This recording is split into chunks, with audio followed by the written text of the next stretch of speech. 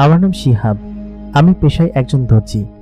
আজকে আমি আপনাদের সঙ্গে আমার জীবনে ঘটে যাওয়া সত্য এবং বাস্তব এবং সেই সঙ্গে অলৌকিক একটি ঘটনা আপনাদের সঙ্গে শেয়ার করব, যা আপনারা সকলে শুনলে চমকে যাবেন। ঘটনাটি যখন আমার সঙ্গে ঘটে তখন আমি ইয়াং ছিলাম। 20-22 বছর বয়স ছিল আমার তখন। আজকে থেকে 18 বছর আগে ঘটা সেই ঘটনাটি এখনও আমার মনে এক প্রকারের দাগ কেটে গিয়েছে এবং সেই ঘটনাটি শুনলে আপনারা সকলে চমকে যাবেন। আমার দোকানে যে মেয়েটি প্রত্যেকদিন কাপড় সেলাই করার জন্য আসতো, সেই মেয়েটি যে একটা পরী ছিল সেটা আমি যখন জানতে পারি এবং তাকে যখন দেখি তখন আমি সত্যি ভয় পেয়েছিলাম। কিন্তু পরবর্তীতে পরী মেয়েটা আমাকে ভালোবাসতো এবং আমাকে ভালোবেসে সে আমার জন্য সমস্ত কিছু করেছে। আমার সঙ্গে যা ঘটেছিল তা আমি আজ পর্যন্ত ভুলতে পারি না এবং খুব বেশি সেই দিনের কথা মনে পড়ে। আসসালামু আলাইকুম দর্শক, সকলে কেমন আছেন? স্বাগত জানাচ্ছি দ্য মেগাবক্স স্টোরির নতুন আরও একটি এপিসোডে। আশা করি আপনারা সকলে ভালো আছেন। প্রতিদিনকার মতো কণ্ঠে আমি আরজে ইমরান আপনাদের সঙ্গে আছি এবং আপনারা দেখছেন দ্য মেগাবক্স স্টোরি। যারা এখন পর্যন্ত ভিডিওটিতে লাইক করেননি তারা অবশ্যই লাইক করে দিন এবং সেই সঙ্গে আমাদের চ্যানেলটাকে সাবস্ক্রাইব না করে থাকলে সাবস্ক্রাইব করে পাশে থাকা বেল নোটিফিকেশন অন করে দিন, যাতে করে প্রতিটা ভিডিওর নোটিফিকেশন সবার আগে আপনি পেয়ে যান। আমি বেশি কথা বাড়াবো না, তাহলে চলুন সরাসরি আমরা ঘটনার বাকি অংশে চলে যাই। তখন আমার 21 কি 22 বছর বয়স। আমার বাবা মা অনেক আগেই মারা গিয়েছিল। আমার বাবা মা যেখানে থাকতো সেই জায়গাটা একটা ভাড়া বাসা ছিল। সেই বাসাতেই আমি থাকতাম। ছোটবেলা থেকেই আমি আমার মামার কাছ থেকে দর্জির কাজ শিখেছিলাম, আর আমার আব্বা মাও মূলত দর্জির কাজ করেই আমাকে বড় করেছিল। আব্বা বাজারের দোকানে একটা দর্জির কাজ করত, সেখানে মামারা বসতো। আমি যখন স্কুল থেকে দর্জির কাজ শেখার জন্য সেখানে যেতাম, মানে স্কুল থেকে ফিরতাম, তখন মামার কাছ থেকে টুকটাক দর্জির কাজ শিখেছিলাম। আমার আব্বা মা দুজনে যখন মারা গেলেন তখন আমি পড়ে গেলাম বিপাকে। আমি ওইখানকার একটি বাজারে একটা ছোট্ট কোনায় বসে দর্জির কাজ করতাম এবং সেখানে বসেই আমার রোজি রুটি যা ছিল সব কিছু করতাম। আমরা যে বাড়িতে ভাড়া থাকতাম সেই বাড়িটাও ছেড়ে দিতে হলো। তারপর আমি ছোট্ট একটা বাড়ি নিয়ে সেখানে থাকতাম। ওইখানকার সকলে কেন যেন আমাকে পছন্দ করতো না, কেমন যেন আমার সমস্ত কিছু অন্যরকম ওলটপালট হয়ে গিয়েছিল মুহূর্তের মধ্যে। তবে সেখানে বাকি 4 বছর কাটালাম আমি। আমার আব্বা মা মারা যাওয়ার পরেও সেখানে 4 বছর ছিলাম। কিন্তু এরপর আমাকে সেখান থেকে যেরকম লাঞ্ছিত হয়ে বের হতে হয়েছে সেটা সত্যি আমি কখনো ভুলতে পারবো না। একদিন দোকানে বসে আমি কাজ করছিলাম। দোকানটা ছোট্ট ছিল এবং সেই দোকানে আমার একটা সেলাই মেশিন আমি আরেকজনের ধার করে দেওয়া টাকায় সেটা শোধ করে করে সেই মেশিনটা কিনেছিলাম। মেশিনটাই আমার একমাত্র সম্বল ছিল। আমি দোকানের পাশেই ছোট্ট একটা ঘর নিয়ে সেখানে ঘুমাতাম আর সেখানে থাকতাম। কিন্তু আচমকা দোকানে একদিন কাজ করছি, ঠিক সেই মুহূর্তে আমাকে একজন এসে কলার ধরে বসলো। ছোটবেলা থেকেই আমার ওরকম কোনো চুরি বা ছেঁচড়ামির কোনো অভ্যাস ছিল না, কিন্তু তেনারা এসে বললেন আমি নাকি তার দোকানের মালামাল চুরি করেছি এবং টাকা চুরি করেছি। আমাকে নাকি কে রাত্রবেলা দেখেছে সেখানে। হতে পারে আমার মতো পোশাক পরা কেউ একজন সেখানে ছিল বা আমার সাইজের। তেনারা আমাকে দেখে বললেন আমি নাকি চুরি করেছি এবং আমাকে চুরির টাকা ফেরত দিতে হবে। আমি তাদেরকে বললাম আমি চুরি করিনি। তারা কোনোভাবেই মানতে নারাজ না। তারা পুলিশ এনে আমাকে ধরিয়ে দেওয়ার হুমকি দিতে শুরু করলেন। আমার যে মামা ছিল তিনিও আমাকে এক প্রকার ভুল বুঝতে শুরু করলেন। আমি বেশ খানিকটা তখন কষ্ট পেলাম। আমার কিছু জমানো টাকা ছিল, সেই টাকাগুলো তাদেরকে আমি ফেরত দিয়ে দিলাম, কারণ সত্যি কথা বলতে আমি সেই টাকা একদমই চুরি করিনি এবং সেই টাকা চুরির অপবাদ দিয়ে আমাকে সেই মার্কেট এবং মহল্লা থেকে বের করে দিল। আমার মামা আমাকে বলল তুই এখান থেকে চলে যা। আমার মামা আপন মামা ছিলেন না, এক দুঃসম্পর্কের মামা ছিল। তিনি আমাকে এই কাজ শিখিয়েছে। আমি তখন তার কথা শুনে বললাম আচ্ছা ঠিক আছে। আমি সেই মেশিনটা নিয়ে আর আমার কয়েকটা ব্যাগ বস্তা আছে সেইগুলো নিয়ে সেইখান থেকে আমি বেরিয়ে আসলাম। আমি একটা ভ্যানওয়ালাকে ঠিক করলাম, বললাম মামা আমাকে কোন একটা বাজারে নিয়ে যান, যে বাজারে দোকানপাট খালি পাওয়া যাবে। তিনি বললেন কি যে আমার গ্রামের ওইখানে একটা বাজার খালি আছে। আমি যেখানে থাকতাম সেটা ছিল একটা জেলা শহর এবং সেই জেলা শহরের থেকে দূরে খানিকটা একটা ছোট্ট জমজমাট গ্রামের বাজার আছে। ওই ভ্যানওয়ালা মামা সেখান থেকে এসেছে। তিনি আমাকে বললেন আমার বাড়িতে এখান থেকে প্রায় 40 কিলোমিটার দূরে, আমি মাঝে মধ্যে যাই সেখানে আর এখানেই থাকি। আপনি যদি চান তাহলে আমি সেই বাজারে আপনাকে নিয়ে যেতে পারি। আর আপনি মেশিন টেশিন সমস্ত কিছু নিয়ে যাচ্ছেন, তাতে করে আপনি সন্ধ্যার দিকে চলেন, আজকে আমি বাড়িতে যাব, আপনাকে আমি সেখানে নিয়ে যাব। ভ্যানওয়ালা মামা তখন সারাদিন কাজ করলো। আমি ওই সমস্ত কিছু নিয়ে রাস্তার ধারে কাটালাম। সন্ধ্যার আগে আগে তিনি আমার কাছে আসলো এবং ভ্যানে চড়িয়ে তিনি আমাকে সেই বাজার পর্যন্ত নিয়ে গেলেন। বাজারটা আসলে জমজমাট ছিল এবং খুব অন্যরকম বাজার ছিল। আমি সেখানে এসে দাঁড়ালাম। ভ্যানওয়ালা মামা আমাকে বললেন যে এই বাজারে দেখেন টুকটাক যাওয়ার জায়গা জমি পান কিনা, আর অ্যাডভান্স দিতে গেলে তো টাকা পয়সা লাগবে, টাকা পয়সার সাথে নিয়েছেন? আমি বললাম আছে মোটামুটি, তা দিয়ে কয়েকদিন চলতে পারবো, তবে দোকানের অ্যাডভান্স দেওয়ার মতো টাকা আমার কাছে নেই। তিনি বললেন যাক, আপনারে আনার দরকার ছিল, আমি নিয়ে আসছি। ভ্যানওয়ালা মামার টাকা আমি মিটিয়ে দিলাম। মিটিয়ে দেওয়ার পর আমি সেই বাজারের একটা কোনায় মেশিন নিয়ে বসে আছি। বাজারের সবাই আমাদেরকে কেমন করে তাকাচ্ছে। তখন সন্ধ্যা লেগে গিয়েছে, মানে সন্ধ্যার পরপর অনেকটা সময় পেরিয়ে গিয়েছে। এক মুরব্বী লোককে ডেকে বললাম, আচ্ছা চাচা, এই বাজারে কোনো দর্জির দোকান ফাঁকা পাওয়া যাবে, বা কোথাও কোনো দর্জির দোকান আছে যেখানে বসে আমি কাজ করতে পারবো? তিনি বললেন যে এই বাজারে তো কোনো দোকানপাট খালি নেই, আর দোকান খালি হওয়ার আগেই ভরে যায়, সেহেতু এখানে তুমি কোনো দোকানপাট পাবা না, তুমি চলে যাও। তুমি কোত্থেকে আসছো? আমি তখন বললাম আমি অমুক শহরে থাকতাম, আমি আসলে এতিম, আমার কেউ নেই, আমার যেখানে রাত সেখানে কাজ হওয়ার মতো অবস্থা। একটা বাজারে কাজ করতাম, তবে সেখানকার লোকজন আমাকে সেখান থেকে বের করে দিয়েছে। মুরব্বীগুলো আমাকে জিজ্ঞেস করতে আমি বললাম সেইখানকার বাজারের লোকজন আমাকে মিথ্যা অপবাদ দিয়ে সেখান থেকে বের করে দিয়েছে। মুরব্বী বললেন না, এখানে কোনো বাজার টাজার কোনো খালি নেই, তুমি এক কাজ করতে পারো, ফুটপাতে দোকান দিতে পারো, তাতে করে এলাকার সকলে মানলে হয়। আর আরেকটা কাজ করতে পারো, সেটা হচ্ছে কিছুদিন অপেক্ষা করো, তারপর না হয় দোকান খালি হওয়ার অপেক্ষা করো, তা না হলে তুমি এখানে কোনো দোকান পাবে না। আমার কাছে অনেক মাল সাবানা ছিল, বিশেষ করে আমার দোকানে গজ কাপড় ছিল এবং টুকটাক সেলাই করা যত রকমের জিনিস হয় সব রকমের জিনিসই ছিল, খুব বেশি মালামাল ছিল না। আমি সেখানে বসেছিলাম। বসে আমার ঠিক সেই মুহূর্তে বাজারের শেষ কোণার দিকে একটা দোকান বন্ধ থাকা অবস্থায় দেখলাম দোকানের আশেপাশে ময়লা জমে পড়েছে এবং খুব খারাপ পরিস্থিতি। একটা গাছের নিচে দোকানটা। আমি আরেকজন মুরব্বীকে ডেকে বললাম, আচ্ছা ওই দোকানটা কি সবসময় বন্ধ থাকে? বন্ধ দেখছি। তিনি তখন বললেন যে হ্যাঁ, ওই দোকান বিগত 6 বছর ধরে বন্ধ, ওইখানে কেউ যায় না। আর ওটা একদম বাজারের শেষ কর্নারের দোকান, তো ওইটা একদম খালি এবং সমস্ত দোকান থেকে আলাদা। সন্ধ্যার পরে দোকানের আশেপাশে কেউ যায় না, আর ওই জায়গাটা ভালো না। আমি তখন বললাম কেন ভালো না কেন? মুরব্বী তখন বললেন যে ওই জায়গায় সমস্যা আছে, তুমি ওখানে যেও না। আর তুমি কে, বাজারে নতুন মনে হচ্ছে? আমি তখন তাকে বললাম যে হ্যাঁ, আমি ওই বাজারে নতুন এসেছি, একটা দোকান খুঁজছি। আমি যদি ওই দোকানের সামনে আমার এই মেশিন নিয়ে বসে যদি আমি সেলাইয়ের কাজ করি তাহলে কোনো সমস্যা আছে?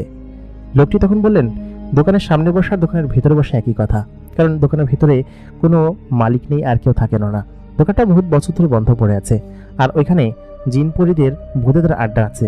ওইখানে রাত্রেবেলা অনেকে জিন দেখেছে, এই জন্য ওখানে কেউ যায় না। আর ওইখানে যাওয়ার চিন্তা করো না, নিজের প্রাণের মায়া নাই নাকি?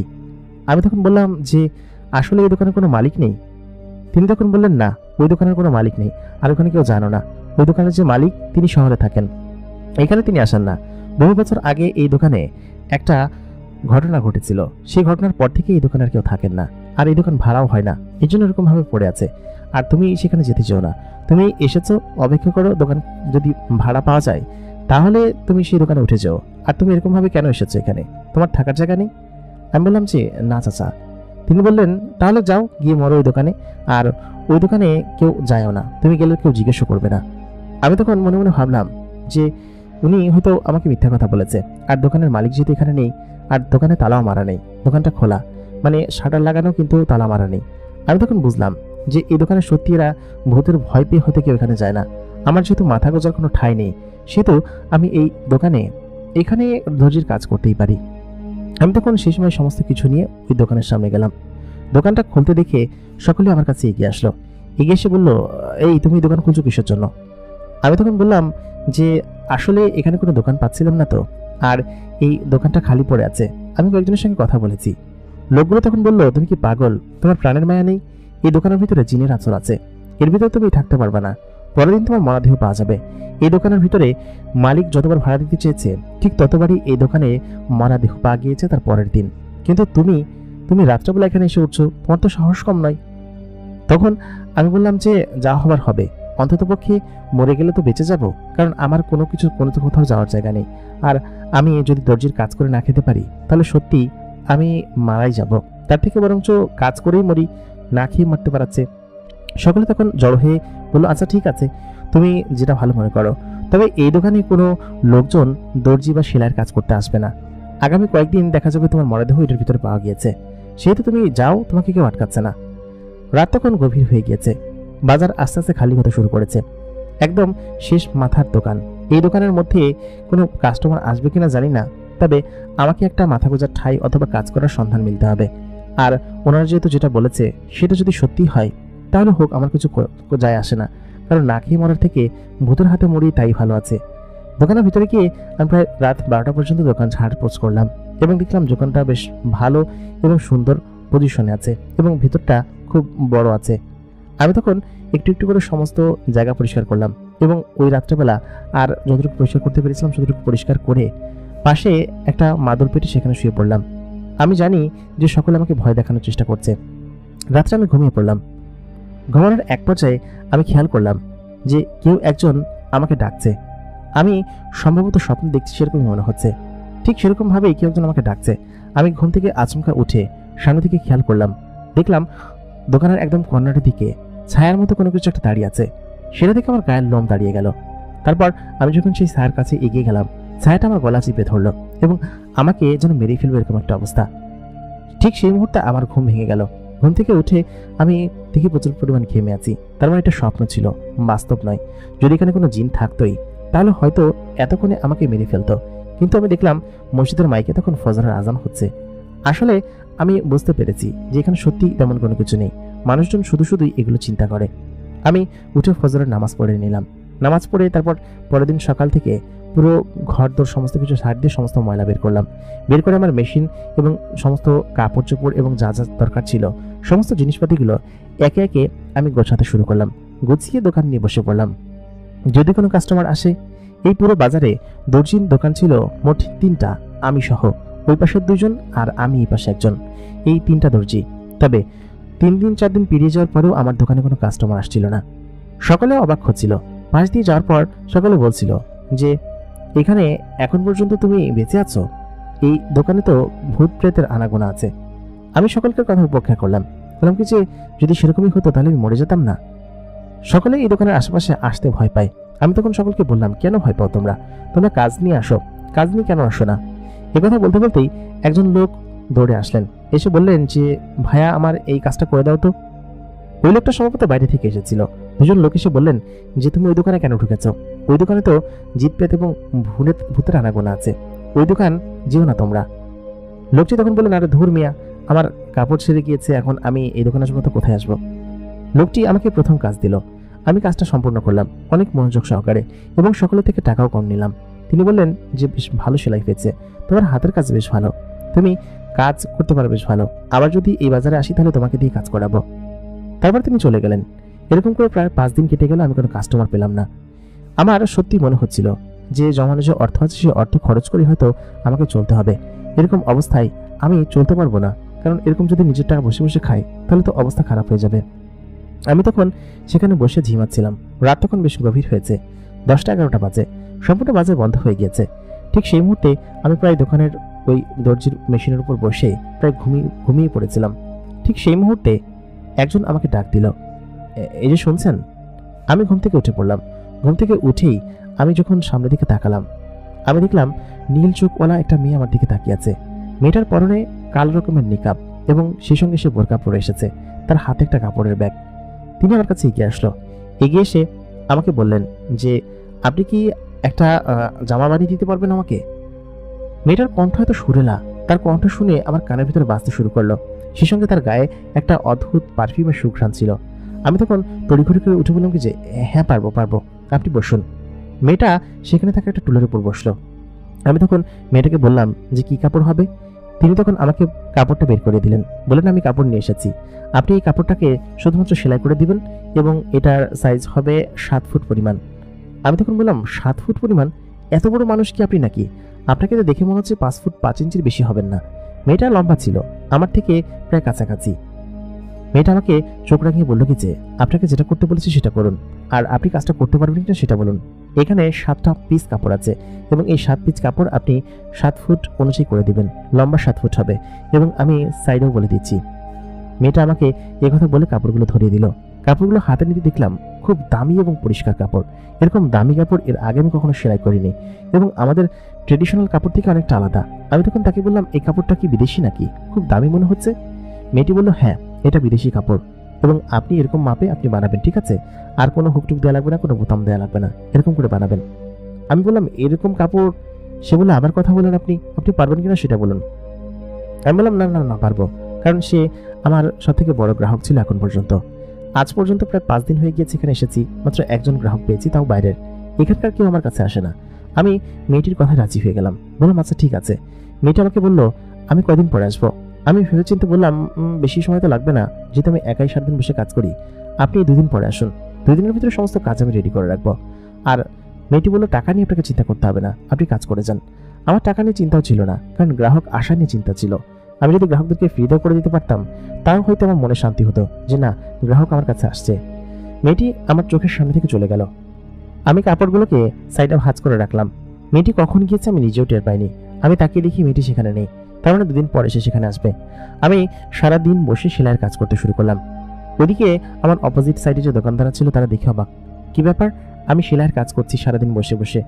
ওরা আমাকে এক প্রকার কাজ করতে দেবেন এই মার্কেটে, সেরকম পন্থাই ওরা অবলম্বন করে রেখেছিল। কোনো গ্রাহককে এদিকে আসতে দিত না, যদি বাইরের কোনো গ্রাহক আসতে বলতো এখানে ভূত আছে, এই বলে তাদেরকে সরিয়ে দিত। কিন্তু আমি সারাদিন বসে এখানে কাজ করছি, এটা দেখে ওরা তখন চমকে গিয়েছিল। কি ব্যাপার, সারাদিন বসে এভাবে কাজ করছি, আমি কাজ পেলাম কোথায়? ওরা তখন ভাবলো হয়তো নিজের মনে মনে করে কাপড় বানাচ্ছে, যে কাপড়গুলো বিক্রি করতে পারবে। 2 দিন মাঝখানে কেটে গেল। আমি মেয়েটার জন্য কাপড়গুলো তৈরি করলাম। ওই দিন রাত্রেবেলা ঠিক তখন রাত 11টা বাজে। ওই সময় আমি আমার নাকে সেই সুঘ্রাণটা পেলাম। ততক্ষণে আমার কাপড় সকল কিছু সেলাই করা হয়ে গিয়েছে। আমি ওইখানে বসে বসে ঝিমাচ্ছি। মেয়েটি আবার এসে আমাকে বলল, আমার কাজটা কি হয়েছে? মেয়েটির কণ্ঠ শুনে আমি বুঝতে পারলাম এটা গতকালকে মানে সেদিনকে সে মেয়েটি কাপড় নিতে এসেছে। আমি তখন বললাম, হ্যাঁ সমস্ত কাপড় রেডি। মেয়েটি কাপড়গুলো খুলে খালে দেখতে শুরু করলো, বলল, হ্যাঁ হয়েছে, ঠিক আছে। তাই বলে সে কাপড়গুলো দ্রুত প্যাকেটে ঢুকালো, ঢুকিয়ে আমার সামনে টাকাগুলো রেখে সেখান থেকে চলে গেল, কোনো কথাও বললো না। আমি তার দিকে তাকাবো, আমি দেখলাম যে টাকাগুলো দিয়ে গিয়েছে তারপরে মাত্র 100 টাকার কয়েকটা নোট। কিন্তু তখন আমি ভাবলাম মেয়েটা হয়তো আমাকে ঠকিয়েছে, কারণ এতগুলো কাজ করে অন্তত পক্ষে 2000 টাকা বিল হওয়ার কথা, কিন্তু তিনি আমাকে এত কম টাকা দিয়ে গেল, 100 টাকার কয়েকটা নোট দিয়ে গেল। এত কম টাকা, কমপক্ষে যদি মিনিমাম মজুরিও হয় তাও 2000 টাকা হবে, কারণ তিনি অনেকগুলো কাপড় সেলাই করেছেন, যদিও সেইগুলো খুব অল্প কাজ ছিল। আমি বাইরে বেরিয়ে মেয়েটিকে কোথাও দেখতে পেলাম না, সে সেকেন্ডের মধ্যে উধাও হয়ে গিয়েছে কোথাও। আমি ভিতরে এসে যখন টাকাগুলো গুনতে শুরু করলাম, দেখলাম 100 টাকার ভেতরে বেশ কয়েকটা 1000 টাকার নোট রয়েছে। সব মিলিয়ে গোনা শেষে দেখলাম 8000 টাকা রয়েছে।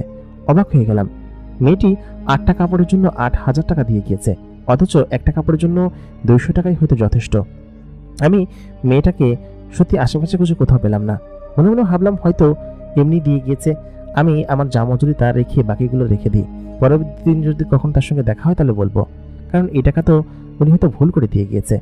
আমি টাকাগুলো পেয়ে বেশ খুশি ছিলাম, সেই সঙ্গে কাজও পেয়ে বেশ খুশি ছিলাম, খুব আনন্দিত ছিলাম। আমি রাত্রেবেলা খুব আনন্দ নিয়ে খাওয়া দাওয়া শেষ করে তখন দোকানের এক পাশেই আমি শোয়ার জায়গা বানিয়েছিলাম, সেখানে ঘুমিয়ে পড়লাম, কারণ আমার কোথাও যাওয়ার জায়গা ছিল না। এই মহল্লার সকলে আমাকে কেমন যেন পছন্দ করতো না, তবে একজন লোক ছিল, তিনি হচ্ছেন এই এলাকার এক মৌলবী। তিনি এই এলাকার মসজিদে নামাজ পড়াতেন। নামাজ পড়তে গিয়ে মূলত তার সঙ্গে আমার দেখা। আমার মসজিদে যখন 5 ওয়াক্ত নামাজ পড়তে যাই আমি, ঠিক তখন তার সঙ্গে আমার পরিচয় হয়। আমি তখন তাকে বলি যে এই অবস্থা। তিনি তখন বললেন, আল্লাহ তাআলা তোমাকে উত্তম প্রতিদান দিক। আর আমার যতটুকু মনে হয় যে আল্লাহ তাআলা তোমার উপরে সবসময় হিদায়াত বর্ষণ করছেন এবং তোমার কপালটা খুব ভালো। তোমার কপাল দেখে আমি বুঝতে পারছি তুমি একদিন অনেক টাকার মালিক হবা এবং তখন দেখবা এরা তোমাকে হিংসা করবে এবং তোমার কপাল অনেক পরিষ্কার। এই কথা তিনি আমাকে সবসময় বলতেন এবং সবসময় তিনি আমাকে বুঝতেন এবং তিনি আমাকে হেল্প করতেন এবং বলতেন, সাবধানে থেকো, তোমার উপর খারাপ ছায়ার আঁচড় আছে। এটা কেন যেন বারবার বলতেন। আমি ওনার কথা বুঝতে পারতাম না। আর আমি যে দোকানে বসে দর্জির কাজ করতাম সেই দোকান সম্পর্কে উনি জানতেন না। উনি আমাকে বলতেন যে আমার উপর সবসময় কালো ছায়ার আঁচড় আছে, দয়া করে সাবধানে থেকো। আমি যেদিনই ওইখানে ঘুমাতাম, প্রত্যেকদিন রাত্রেবেলা আমি একই স্বপ্ন বারবার দেখতাম। স্বপ্নটা এমন ছিল যে কেউ একজন আমাকে ডাকছে। আমি ঘুম থেকে উঠলাম, ওই কর্নারে যে কোনার সাইডটাতে সবসময় অন্ধকার থাকতো, সেই কোনার সাইডে কেউ একজন আমাকে ডাকতো এবং ডেকে বলতো যে এদিকে আয়। আমি যখনই কাছে যেতাম তখনই সেই অন্ধকার ছায়াটা আমার গলা টিপে ধরতো আর আমার ঘুম ভেঙে যেত। প্রতিদিন তো কাকতালীয়ভাবে একই স্বপ্ন দেখাটা সম্ভব নয়। কি আশ্চর্য, এরকম একই স্বপ্ন দেখছি আমি। আমি তখন ভাবলাম যে আজকে আমি জেগে থাকবো, আজকে আমি দেখবো যে ওই পাশটায় কি আছে। আমি সেদিনকে জেগে থাকার মতো পান করলাম। রাত তখন 1টার কাছাকাছি হবে। হঠাৎ করে শাটারে টোকা পড়লো। আমি শাটারটা বাইরে থেকে বললাম, কে? মেয়েটি শাটারের বাইরে থেকে বলল কি যে, জি আমি। দরজা খুলুন, আজকে কিছু কাজ আছে আপনার জন্য। আমি তখন মেয়েটার চোখের দিকে তাকালাম শাটারটা খুলে। এটা সেই মেয়েটা যে প্রায় দিন আমার কাছে কাপড় সেলাই করার জন্য আসে। মেয়েটা আমাকে বলল, আজকে কিছু কাজ আছে, এই কাজগুলো করুন। আমি দেখলাম আজকে কিছু ডিফারেন্ট কাজ। আমি সঙ্গে সঙ্গেই ওই দর্জির যে মেশিন ছিল, মেশিনের পাশ থেকে সেই টাকাগুলো বের করে দিয়ে বললাম যে, গতদিন আপনি আমাকে টাকা বেশি দিয়ে গিয়েছেন, এই টাকাগুলো নিয়ে যান। মেয়েটি আমাকে তখন আমাদেরকে তাকিয়ে বলল যে, এই টাকাগুলো আমি আপনাকেই দিয়ে গিয়েছি। মেয়েটির চোখগুলো আসলে খুব সুন্দর, একদম নীল, যেন জলজল করে সবসময়। আর তার চেহারা খুব সুন্দর, সেটা দেখেই বোঝা যায় তার নাকাবের আড়াল থেকেই। কিন্তু আমি তো তাকে বলতে পারি না যে সে খুব সুন্দর। মেয়েটা আমাকে বললো, টাকাগুলো আমি আপনাকেই দিয়ে গিয়েছি। আমি আপনাকে দেখি, আপনার দোকানে কেউ আসে না, শুধুমাত্র আমি ছাড়া। এই জন্য আমি আপনাকে দিয়ে গিয়েছি। আর সেটাও কোনো কথা না, কথা হচ্ছে আপনার হাতের কাজ খুব ভালো, আমি দেখেই বুঝতে পেরেছি। এবং এই জন্য আমি আবার আপনার কাছে এসেছি। আমাদের এখানকার যত কাপড়ের কাজ হয় আমি আপনাকে দিয়ে যাব, ঠিক আছে? আর আপনি এসব নিয়ে কোনো কিছু চিন্তা করবেন না। আমি আপনাকে আজকে যে কাজগুলো দিয়ে দিচ্ছি, এই কাজগুলো আপনি করুন, আপনাকে বেশ কিছু টাকা দেওয়া হবে। আমি তখন বললাম যে, আচ্ছা ঠিক আছে, কি কি করতে হবে আপনি বলুন। মেয়েটি আমার পাশে বসে সমস্ত কাজ আমাকে বুঝিয়ে দিতে লাগলো। বললো যে, এটা করতে পারবেন। মেয়েটি যতক্ষণ আমার সঙ্গে ছিল এবং কথা বলছিল ততক্ষণ আমি যেন তার চোখের দিকেই তাকাতে পারছিলাম না। যতবার তাকাচ্ছিলাম ততবার চোখ সরিয়ে নিচ্ছিলাম, কারণ তার চোখ দুটো ছিল অন্যরকম সুন্দর। ঠিক সেই মুহূর্তে মেয়েটি আমাকে কাঁধ ধরে পাশে সরিয়ে ফেললো এবং আমাকে বলল কি যে আপনি যে এখানে আছেন, আপনার উপর কালো ছায়ার প্রভাব আছে। আপনি যত দ্রুত পারেন এখান থেকে চলে যান, অন্য কোথাও দোকান নিন, যদি পারেন সেটা ভালো হবে। আমি তখন মেয়েটার কথা শুনে অবাক হলাম, কারণ হুজুর আমাকে এই কথা বলেছে এবং বলেছে যে আপনারা ভয় পাওয়ার কোনো কারণ নেই, আমি আপনার সঙ্গে আছি। এই কথা বলে এসে চলে গেল সেখান থেকে। আমি তো সবকিছু ভেবে অবাক হচ্ছিলাম, সবাই একই কথা কেন বলছে। সেদিন রাত্রে আমার সঙ্গে ঘটে আজব এক ঘটনা। আমি কাজগুলো করছিলাম, করতে করতে রাত্রে তখন আমার ঘুম পেল। আমি তখন গিয়ে ঘুমিয়ে পড়লাম 2টার দিকে। তখন সবেমাত্র চোখ লেগে এসেছে। ঠিক সেই মুহূর্তে কোনো একটা গর্জনের শব্দ আমি শুনতে পেলাম। আজকে স্বপ্ন নয়, সরাসরি আমি ঘুম থেকে উঠে গিয়েছি। উঠে আমি খেয়াল করলাম যে ওই দেয়ালের কর্নারের সাইডেরটা, ওই সাইড থেকে কেউ একজন বসে আমার দিকে তাকিয়ে আছে। লোকটার চোখ একদম নীলবর্ণ এবং তার চেহারা অবয়ব ঠিকঠাক মতো বোঝা যাচ্ছে না। সে আমার দিকে এক দৃষ্টিতে তাকিয়ে আছে এবং সেখানে বসে আছে। আমি তখন সেখানে গেলাম লাইটটা জ্বালিয়ে। লাইট জ্বালানোর সঙ্গে সঙ্গে খেয়াল করলাম একটা জীর্ণ শীর্ণ পোশাকে একজন লোক, তার চুলগুলো বড় বড়, সে সেখানে বসে আছে এবং হাঁটু গেড়ে মাথা নিচু দিকে দিয়ে বসে আছে। আমি ভয়ে ভয়ে তখন তাকে বললাম, এই তুমি কে? তুমি এই দোকানের ভিতর কিভাবে ঢুকেছো? আর তুমি? লোকটি তখন আমার দিকে তাকালো। যখনই আমার দিকে তাকালো তখন আমার চোখ এত বড় বড় হয়ে গেল যে আমি নিজের চোখকে বিশ্বাস করতে পারছিলাম না। আমি তখন লোকটিকে বললাম, আরে আপনি তো দেখতে একদম আমার মতো, কিভাবে? লোকটি তখন সঙ্গে সঙ্গে উঠে পড়লো। আসলে সত্যি লোকটা দেখতে একদম হুবহু আমার মতো ছিল, আমার চেহারা, কিন্তু তার শরীরটা আমার মতো এত হেলদি না, সে অনেক শুকনা ছিল এবং চিকন চাকন। সে আমার কাছে এসে আমার গলা চিপে ধরলো এবং গলা চিপে মাটি থেকে অনেকটা উপরে তুলে ফেললো। আমি তখন আয়াতুল কুরসি পড়তে শুরু করলাম, কারণ সকলে বলেছে যে এখানে জিন আছে এবং এই লোকটাকে দেখতে এত ভয়ঙ্কর ছিল, যদিও চেহারাটা আমার মতো ছিল এবং আমার রূপ ধারণ করেছে, আমার মতো সমস্ত কিছু। আমি তাকে দেখে ভয়ে আয়াতুল কুরসি পাঠ করতে শুরু করলাম এবং সঙ্গে সঙ্গেই আয়াতুল কুরসি এত জোরে জোরে পাঠ করছিলাম। লোকটি আমাকে বলল, তুই এখান থেকে চলে যা, না হলে তোকে মেরে ফেলবো। তোর কত বড় সাহস, তুই এখানে এসে আমাকে বিরক্ত করছিস। প্রত্যেক দিন তোকে এর আগে স্বপ্নে অনেকবার আমি ওয়ার্নিং দিয়েছি, কিন্তু তুই এখান থেকে যাসনি। আজকে তোকে আমি মেরেই ফেলবো। আমি তখন তার হাতটা সরানোর চেষ্টা করছিলাম। তার হাতটা ছিল স্যাঁতস্যাঁতে এবং খুব ঠান্ডা এবং সেই সঙ্গে তার চেহারা আচমকা কুষ্ঠিত হয়ে যায় এবং সে আমাকে বলে যে এখান থেকে যদি তুই না যাস তাহলে সত্যি তোকে মেরে ফেলবো আর তোকে কেউ বাঁচাতে পারবে না। ঠিক সেই মুহূর্তে আমি খেয়াল করলাম অলৌকিক এক আলো ঘরের ভিতরে প্রবেশ করলো। তারপর সেই লোকটা আমাকে ছেড়ে দিল। আমি তখন নিচে দাঁড়িয়ে কাশতে শুরু করলাম, প্রায় পড়ে গিয়েছিলাম। উঠে দাঁড়িয়ে কাশতে কাশতে এদিক ওদিকে তাকাতে লাগলাম এবং জোরে জোরে আয়াতুল কুরসি পড়তে লাগলাম। আমি কিছু বুঝতে পারছিলাম না। ঠিক সেই মুহূর্তে আমি এই দোকান থেকে বাইরে বেরিয়ে আসলাম। বাইরে বেরিয়ে সে দোকানের ভিতরে আমি ঢুকবো কিনা বুঝতে পারছি না। এখান থেকে যত দ্রুতই হোক এখান থেকে বের হতে হবে। আমি সত্যি কোনো খারাপ কিছুর খপ্পরে পড়ে গেলাম না তো? আমি দোকানের ভিতরে তারপর ঢুকলাম। ভয়ে ভয়ে আয়তাল কুরসি পড়ছি। নিশ্চয়ই আমি কাল সকাল হলে এখান থেকে চলে যাব। আমি রাত্রেবেলা আধো ঘুমে সেখানে এরকমভাবে বসে রইলাম। রাত্রে তো আমার ঘুম হয়নি। দিনের বেলা এখান থেকে বেরিয়ে যাব, কিন্তু আমি মেয়েটার কাজের হাতের কাজ নিয়েছি এবং সেগুলো আমাকে করতেই হবে। এগুলো নিয়ে তো আমি এখান থেকে চলে যেতে পারি না। আর অন্য অনেক দোকান খোঁজার চেষ্টা করেছি, কিন্তু অন্য কোথাও কোনো দোকান পাইনি। আমাকে এখানেই কাজ করতে হবে এবং অন্তত পক্ষে রাত পর্যন্ত তো আমাকে এখানে কাজ করতেই হবে। তারপর না হয় আমি বাইরে কোথাও ঘুমালাম, কিন্তু আমাকে কাজ করতেই হবে। এরকম করে প্রায় 3 দিন মেহনত করে আমি কাজগুলো সম্পন্ন করলাম এবং রাত্রেবেলা দোকানের বাহিরে ঘুমাতাম, কারণ দোকানের ভিতরে কি অবস্থা হবে আমি জানতাম না। আমি সেদিনকে রাত্রেবেলা দোকানের মধ্যে বসেছিলাম, তখন দোকানপাট সব বন্ধ হয়ে গিয়েছে, কাজ প্রায় সম্পন্ন হয়ে এসেছে। মেয়েটি আমার কাছে এসে বলল কি যে আপনি একটু সাবধানে থাকবেন, আর আপনার হাতের কাজ খুব ভালো, আপনাকে আজকে বেশি টাকা দিয়ে গেলাম। তাই বলে আমাকে হাতে 1 বান্ডিল টাকা দিল, বলল কি এখানে 20,000 টাকা আছে, এটা আপনার কাজে আসবে। আমি তখন বললাম এত টাকা? আমার কাজের মজুরি তো এর 4 ভাগের 1 ভাগও হয়নি। তিনি তখন বললেন আপনার হাতের কাজ অনেক ভালো লেগেছে আমার কাছে, এই জন্য আমি আপনাকে এই কাজগুলো দিয়ে গেলাম, আপনি কাজগুলো করুন। আরও কিছু কাজ দিয়ে যাচ্ছি, এগুলোর কাজের পরিমাণ অনেক বেশি হবে এবং আমি আপনাকে অনেক বেশি টাকার কাজ দিয়ে যাব। আর হ্যাঁ, আপনি এখন নিরাপদ এখানে থাকতে পারবেন, কোনো সমস্যা হবে না। আমি সত্যি চমকে যাচ্ছিলাম, কারণ মেয়েটা আমাকে অবাক করে দিয়ে এরকম এখানে থাকতে বললো, কিন্তু কেন?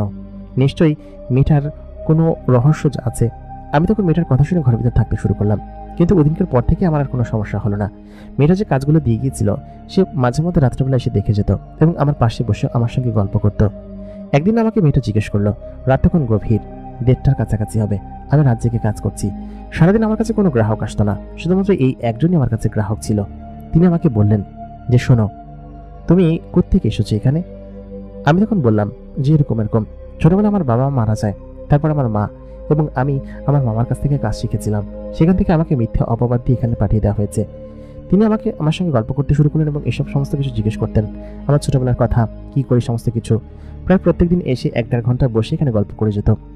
তার সঙ্গে কথা বলতে আমার খুব ভালো লাগতো, কারণ তার কণ্ঠ এত মিষ্টি ছিল, আর সেই সঙ্গে তার চোখের সে মায়াবতী চাহনি সত্যি আমার কাছে খুব ভালো লাগতো। আমি যতক্ষণ সেখানে বসে থাকতাম সে আমার দিকে তাকিয়ে থাকতো, আর আমি কাজ করতাম। আমাকে নানান প্রশ্ন জিজ্ঞেস করতো। আমি মেয়েটাকে কখনো জিজ্ঞেস করিনি তার নাম কি, সে কোথায় থাকে। সে নিজেই আমাকে বলল তার নাম দিলারা। আমি তখন বললাম, দিলারা, আপনার নাম তো খুব সুন্দর। সে তখন বলল যে এটা আমার আসল নাম নয়, আমি আপনাকে বললাম। আমি বললাম আচ্ছা ঠিক আছে, সমস্যা নেই, আপনাকে আমি দিলারা বলেই ডাকবো। আপনি কোথায় থাকেন? মেয়েটি আমাকে হাতের ইশারা দিয়ে বলল ওই দিকে। আমি তখন আর তাকে কিছু জিজ্ঞেস করলাম না। মনে হচ্ছিল যে সে খুব বড়লোক ঘরের মেয়ে, আর আমাকে কাজ যেহেতু দিচ্ছে সেহেতু তার সম্পর্কে এত কিছু জিজ্ঞেস করে আমার লাভ নেই। মেয়েটি এরকম করে প্রায় 4-5 দিন আমার কাছে আসলো এবং আমার সঙ্গে গল্প করতো এবং আমাকে কাজ দিয়ে যেত। এরকম করে প্রায় ওইখানে আমার মাসখানিক সময় কেটে যায়। মেয়েটি আমাকে যেদিন থেকে বললো যে কোনো সমস্যা হবে না, তারপর থেকে আমার আর কোনো সমস্যা হয়নি দোকানে। আমি সেখানে বসে কাজ করতে শুরু করি। একদিন এক অলৌকিক এবং আজব ঘটনা ঘটে, যে ঘটনাটা আমাকে আবার এখান থেকে উচ্ছেদ করার এক ষড়যন্ত্র ছিল। ষড়যন্ত্রটা এমন ছিল, তখন রাত 9টা হবে। 9টার দিকে আমি দোকানে বসে টাকা গুনছি, কারণ আমাকে মেয়েটি আজকে সন্ধ্যার দিকে কিছু টাকা দিয়ে গিয়েছে এবং আমি আগের থেকে অনেক উন্নতি করে ফেলেছি। আমার এখানে দোকানে অনেক মাল তুলেছি। এলাকার সবাই আমার দিকে সবসময় চক্ষুশূলভাবে তাকাতো এবং আমি দোকানে অন্যান্য দর্জিদের থেকে অনেক বেশি মাল তুলেছি। কারণ হচ্ছে এই কয়েক মাসে ডিলাররা আমাকে অনেক বেশি টাকা দিয়েছে এবং কাজ দিয়েছে। সেই কাজ দিয়ে আমি দোকানে নতুন মালামাল তুলেছি, আরও অনেক উন্নতি করেছি এবং দোকানের চারপাশে একদম লাইট টাইট দিয়ে একদম অন্যরকম একটা ব্যবস্থা করেছি। তো সকলে এটা দেখে মনে করলো যে আমি নিশ্চয়ই কোনো অনৈতিক কাজ করছি। তা না হলে আমার কাছে কোনো কাজ আসে না দিনের বেলা, তাহলে আমি এত পরিমাণ টাকা কোত্থেকে রোজগার করছি। তেনারা সকলে আমার কাছে আসলেন, এসে আমার কলার ধরলেন, বলেন কি যে তুই নিশ্চয়ই এই এলাকায় চুরি করিস, কারণ এই এলাকায় গত কয়েকদিনে বেশ কয়েকটা চুরি হয়েছে এবং তুই এত টাকা কোত্থেকে পেলি। আমি তখন কিছু বুঝে উঠতে পারছিলাম না। তেনারা আমাকে আবার চুরির অপবাদ দিচ্ছেন। আমি এই এলাকায় আসার পরে আমি শুধুমাত্র 1 মাসে একটা কাজই পেয়েছি, তাও সেই লোকটি। কিন্তু এত টাকা আমি কোথায় পাচ্ছি সেটা এলাকাবাসী সকলে আমাকে জিজ্ঞেস করতেন এবং জিজ্ঞেস করতেই পারেন, কারণ তারা তো জানেন না যে রাত্রে আমার কাছে কোনো গ্রাহক আসে। আমি তখন তাদেরকে বললাম যে আরে আপনারা কি করছেন, আমি একটা বড় গ্রাহকের কাজ করি নিয়মিত এবং তিনি প্রত্যেকদিন রাত্রেবেলা আমাকে কাজ দিয়ে যান এবং সেই কাজগুলো আমি সম্পূর্ণ করি এবং 2 দিন পর এসে তিনি সেই কাজগুলো নিয়ে যান। আমি তখন একথা বলতে তারা কেউ বিশ্বাস করতে চাইছিলেন না। আমার সামনের অপোজিট সাইডে যে দোকানদার ছিল তিনি আমার দিকে শুধুমাত্র তাকাতেন। রাস্তার ওই পাশে দোকানদার ছিল এবং তিনি আমার দিকে কেমন যেন অদ্ভুতভাবে তাকাতেন। আমি তাকে বললাম যে ভাই, একটু আগে একটা মেয়ে আমাকে এসে টাকা দিয়ে গেল, আপনি দেখেননি? লোকটি তখন বলল, কোথায় মেয়ে? আমি তো প্রায় দিনই রাত্রে দেখি আপনি বসে শুধুমাত্র টাকা গুনছেন। এত টাকা আপনি পান কোথা থেকে? নিশ্চয়ই চুরি করেন। আমি তখন বললাম, না, সত্যি কথা বলতে আমি চুরি করিনি, এটা আমার হকের টাকা।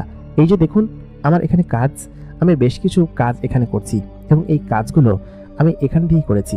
দেখুন, এই যে আমার হাতের কাজ, এবং এই কাপড়গুলো যারা দিয়ে গিয়েছে তারা এখানে আসবে নিতে, একটু পরে আসবে।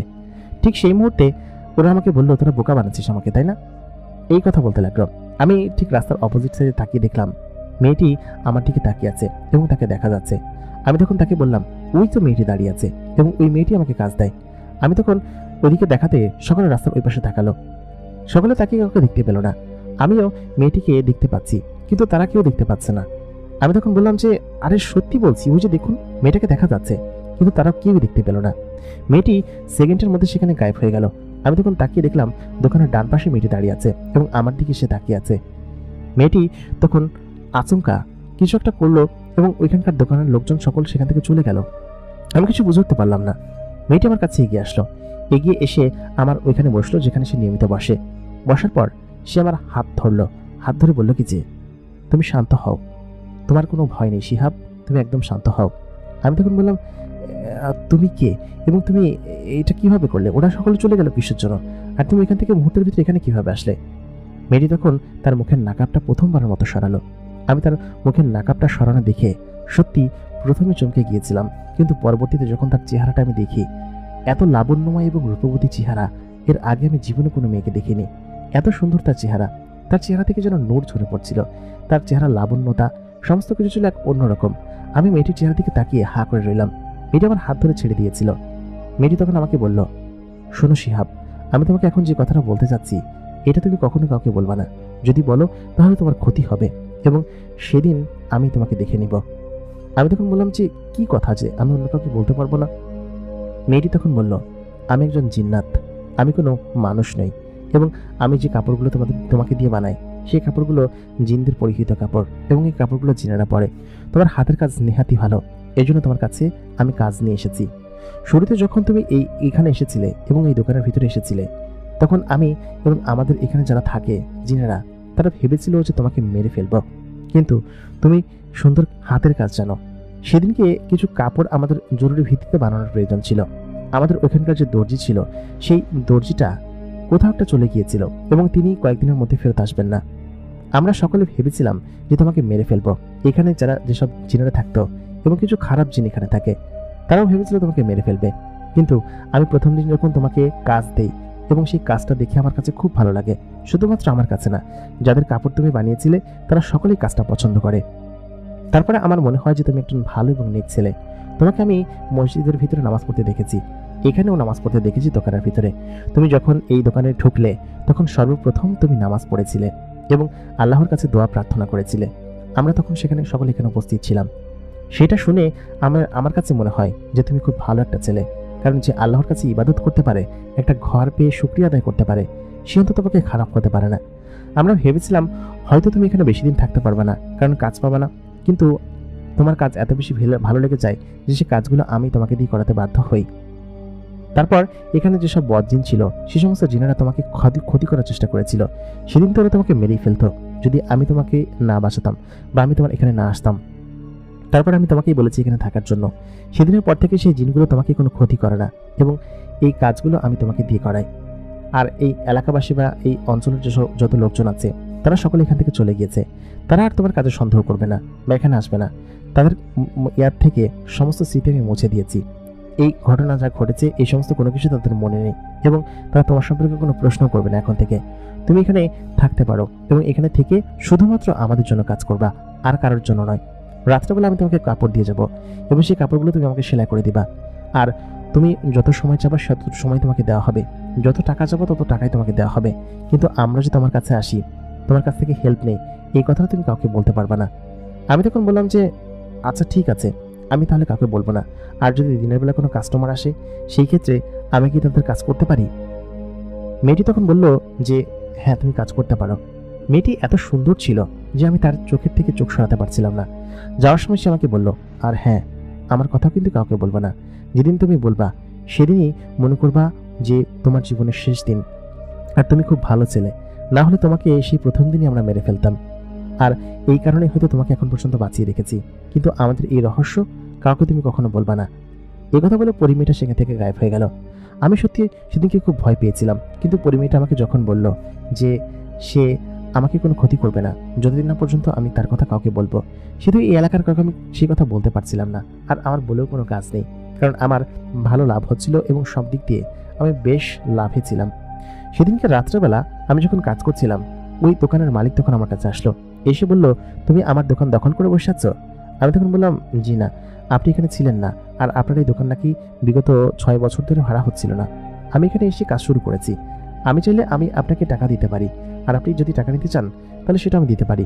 দোকানদার লোকটা বললেন যে, তুমি আমার দোকান আগে থেকে চালু করেছো, আর চালাচ্ছ যেহেতু ভালো হয়েছে, তুমি আমার দোকানের ভাড়া দিয়ে দিও, তাতেই হবে। তিনি আমাকে 1500 টাকা ভাড়া চার্জ করলেন। সাধারণত এই সমস্ত জায়গার দোকানের ভাড়া অনেক বেশি হয়। তিনি আমার কাছে কোনো অ্যাডভান্স নিলেন না, এবং তখন আমি বেশ খুশি ছিলাম। ওইদিনকে রাত্রেবেলা পরিমেয়টা আসলো। আমি তখন তাকে বললাম যে, আচ্ছা তুমি আমাকে কেন ক্ষতি করো না? আজকে দোকানের মালিক এসেছিল এবং তিনি বলেছেন এরকম এরকম, সত্যি তোমার জন্য আমার জীবনটা বদলে গিয়েছে। পরিমেয়টা তখন একটু মুচকি হেসে বলল কি যে, জি ঠিক আছে, তুমি খুশি থাকলেই আমি খুশি। আর আজকে বেশ কিছু কাজ আছে, কাজগুলো বেশ অনেক টাকার কাজ। তোমাকে মোট 1 লক্ষ টাকা দেওয়া হবে। এই কাজগুলো তোমাকে আগামী 15 দিনের ভিতরে কমপ্লিট করে দিতে হবে, কারণ 15 দিন পরে আমাদের ওইখানকার একটা বিয়ে আছে। সেই বিয়ের অনুষ্ঠানের সমস্ত কাপড়, আমি দেখলাম কাপড়গুলোর ফাংশন বেশ জটিল। সে আমাকে এক এক করে দেখিয়ে দিতে লাগলো। বললো কি যে, আমিও টুকটাক দর্জির কাজ জানি, আমি এখানে এসে তোমাকে দেখিয়ে দিব কি কি করতে হয় এবং কিভাবে করতে হবে। ঠিক আছে, তুমি এইসব কাপড় তো কখনো সেলাই করোনি, আর জিনাদের কাপড় ডিজাইন একটু ভিন্ন হয়। আমি তখন দিলারাকে বললাম, শোনো, তুমি একটা পরী হতে পারো, কিন্তু আমি তোমার কাছ থেকে সমস্ত কাজ শিখে ফেলেছি। তুমি যে যে কাজ আমাকে এই কয়েকদিন দিয়েছো বা আমাকে দিয়ে করিয়েছো, সে সমস্ত কাজ আমি শিখে ফেলেছি, এবং জিনারা কি কি কাপড় পরে সে বিষয়ে আমার আইডিয়া আছে। সে তো এটা তোমার বলতে হবে না। দিলারা তখন ওইখানে একটু মুচকি এসে বলল, ঠিক আছে, কালকে আবার তোমার সঙ্গে দেখা হবে। এর পরের দিন থেকে দিলারা যখনই মাঝে মধ্যে আমার সঙ্গে দেখা করতে আসতো, তখনই কোনো না কোনো খাবার নিয়ে আসতো। প্রথম দিন এক ধরনের কেক জাতীয় খাবার আমার জন্য নিয়ে এসেছে। বলল কি যে, খাবারগুলো তুমি খেয়ে নাও, তোমার জন্য আমি এটা নিয়ে এসেছি। বেশ সুস্বাদু ছিল খাবারগুলো। এরকম করে প্রত্যেক দিনে দিলারার সঙ্গে আমার দেখা হতে শুরু করলো, এবং প্রায় দিনই ও আমার জন্য নানান ধরনের জিনিস নিয়ে আসতো। আমার ততক্ষণ দিনে ফাইন্যান্সিয়াল অনেক বেশি ফ্রিডম হয়ে গিয়েছিল, আমি অনেক বড়লোক হয়ে উঠেছিলাম। ওইখানকার একটা সুন্দরী মেয়ে ছিল যে কিনা আমাকে পছন্দ করত। এখানকার এক মনিবের মেয়ে ছিল। মনিবও আমাকে পছন্দ করত, কারণ আমি দিনের বেলাতে টুকটাক কাজ পেতাম, আর সব মিলিয়ে অন্যান্য দোকানের থেকে আমার দোকানে কাজ বেশি আসতো, এবং সব মিলিয়ে আমি যেন এক অন্যরকম স্বাবলম্বী হয়ে উঠেছিলাম। দিনের বেলা আমি আরো কিছু কর্মচারী রাখলাম, তারা আমার ওই কাজগুলো করে দিত, আর রাতের কাজগুলো আমি নিজে করতাম। রাতে খুব বেশি কাজ করা লাগতো না।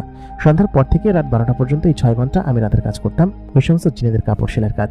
আর দিনের বেলা ঘুমাতাম। সব মিলিয়ে জিনেদের কাজ আমি করে দিতাম, আর রাত্রেবেলা দিলারা ওই পরিমেয়টা আমার কাছে আসতো। এরকম করে বেশ কিছুদিন সময় কাটলো। অ্যাকচুয়ালি বছর কেটে গেল। বছর ঘুরতে না ঘুরতেই আমি সমস্ত এত উন্নয়ন করে ফেলেছি। দিলারা নিচেও আমার কাছে প্রতিনিয়ত আসতো এবং গল্প করত। এর মাঝখানে আমি যে তাকে কখন ভালোবেসে ফেলেছি সেটা আমি বলে বোঝাতে পারবো না। একদিন রাত্রের ঘটনা, সেই রাতের ঘটনাটা আমার জীবনকে এক অন্যরকম অধ্যায় নিয়ে গিয়েছিল। সেদিন দিলারা আমার কাছে আসে। আসার পর আমি আমার এক বন্ধুর কাছে, এখানে এক বন্ধু হয়ে গিয়েছিল, সে তখন আমার কিছু বিষয় দেখে খটকা লাগে, আমাকে তখন জিজ্ঞেস করে। আমি তখন সেই বন্ধুকে দিলারা এবং সেই জিনাদের ঘটনা বলার চেষ্টা করি। ঠিক সেই মুহূর্তে দিলারা আমার সামনে এসে উপস্থিত হয় এবং চোখ রাঙিয়ে আমার ওপর এমনভাবে তাকায়, আমি তখন সেই বন্ধুকে প্রায় বলেই ফেলি, যেরকম একটা পরী এবং জিনের জগৎ থেকে আমার কাছে আসে। ওই বন্ধুটা চলে যাওয়ার পর থেকে দিলারা আমার দিকে তাকিয়ে থাকে এবং আমার গলা চিপে ধরে, বলে কি যে, আমি যদি তোমাকে ভালো না বাসতাম তাহলে কখন তোমাকে মেরে ফেলতাম, কিন্তু আমার ভালোবাসা সত্যি আটকে রেখেছে, তা না হলে তোমাকে আমি কেন যেন মারতে পারি না। অন্য কেউ হলে সত্যি এতদিন তাকে মেরে ফেলতাম, কিন্তু আমি তোমাকে ভালোবাসি বিদায় আমি কখনই তোমাকে মারতে পারিনি, সে শুরু থেকেই। আর আজ পর্যন্ত আমি কারোর প্রতি দয়া দেখাইনি, কিন্তু তুমি একমাত্র লোক যাকে কিনা আমি ভালোবেসে এখন পর্যন্ত মারতে পারিনি। এই কথা বলে দিলারা শান্ত হয়ে গেল। তারপর সে লজ্জা পেয়ে ওই পাশে চলে গেল। তারপর আমাকে খানিকক্ষণ পরে এসে বললো কি যে, তোমাকে যা বলেছি সমস্ত কিছু ভুলে যাও, ঠিক আছে? আমি সত্যি হতভম্ব হয়ে তাকিয়ে আছি তার দিকে। আমি জানি যে দিলারা আমাকে ভালোবাসে এবং আমিও তাকে ভালোবাসি, কিন্তু দিলারা যখন আমাকে বলল যে তার সঙ্গে আমার বিয়ে কখনো সম্ভব নয়, কারণ সে আমার জগতের সঙ্গে কোনোভাবে মিশতে পারবে না, কিন্তু তাকে তো আমি ভালোবাসতাম। দিলারা আমাকে মনে প্রাণে খুব বেশি ভালোবাসে, সেটা আমি খুব ভালোভাবে জানি। এর কয়েক মাস পরে সে আমাকে বলল যে তোমার কাছে তো খুব ভালো একটা বিয়ের প্রস্তাব এসেছে, তাহলে তুমি বিয়ে করে দিচ্ছ না কিসের জন্য? আমি তখন বললাম যে আমি যে তোমাকে ভালোবাসি। ও তখন বলল যে জিন এবং মানুষের কখনো ভালোবাসাবাসি হয় না, আর আমি তোমাকে ভালোবাসি, সেটা ভালোবাসার মধ্যে সীমাবদ্ধ থাকুক। আমি চাই না আমাদের মধ্যে কিছু হোক, আর আমি সবসময় তোমাকে ভালোবেসে যাব, এটা সত্য কথা, কিন্তু আমি তো কখনো তোমাকে বিয়ে করতে পারবো না, তুমি বিয়ে করে নাও। ওই কথা বলার পর আমি তখন খুব মন খারাপ করি, কারণ ওকে আমি কয়েকবার বলেছি, কিন্তু ও সে বিষয়ে কোনো রাজি হন না। সেও তো সঠিক কথা বলেছে, কারণ ওদের সঙ্গে আমি কখনো মিলিত হতে পারবো না, বা ওরা জিন জাতি, ওদের গোত্র আলাদা। আমি তখন সেই মনিবের মেয়েকে বিয়ে করে নিই। যেদিন বিয়ে করি সেদিন দিলারা আমার কাছে আসেনি। এর কয়েক দিন মানে কয়েক সপ্তাহ পরে সে আমার কাছে আসে। আমি জানি যে সে রাগ করেছে, আর রাগ করার বা কি আছে, সে নিজেই আমাকে বলেছে বিয়ে করে নেওয়ার জন্য। আমি যখন জানি যে সে আমাকে ভালোবাসে, তার 2-3 মাস পরে সে আমাকে বারবার বলতো বিয়ে করে নাও, বিয়ে করে নাও, কারণ হচ্ছে এতে করে তার সমস্যা হচ্ছে। যাই হোক, এরপরে সে আসে, কিন্তু এরপর থেকে সে আমার সঙ্গে ঠিকঠাক মতো কথা বলতো না, এবং প্রতিনিয়ত এরকমভাবে আমাকে কাজ দিয়ে যেত। সেদিনকার পর থেকে এখন পর্যন্ত আমি সেই জিনেদের কাজ করি রাত্রেবেলা, এবং জিনেরা আমাকে মাঝে মধ্যে কাজ দিয়ে যায়, সেই কাজগুলো এখন পর্যন্ত করি। দিলারা মাঝে মধ্যে আমার কাছে আসে এবং এসে আমার কাছে গল্প করে বসে থাকে, কিন্তু তার কথা আমি কাউকে বলতে পারি না, এমনকি আমার স্ত্রীর কাছেও না। এই ঘটনার ওই সময় থেকে প্রায় 17 বছর পার হয়ে গিয়েছে। তারপরেও আমি দিলারাকে এখন পর্যন্ত ভালোবাসি এবং পছন্দ করি, কিন্তু দিলারা আমার কাছে আসে না এবং ওরকমভাবে আমাকে বলে না। অনেকদিন পর পর আসে।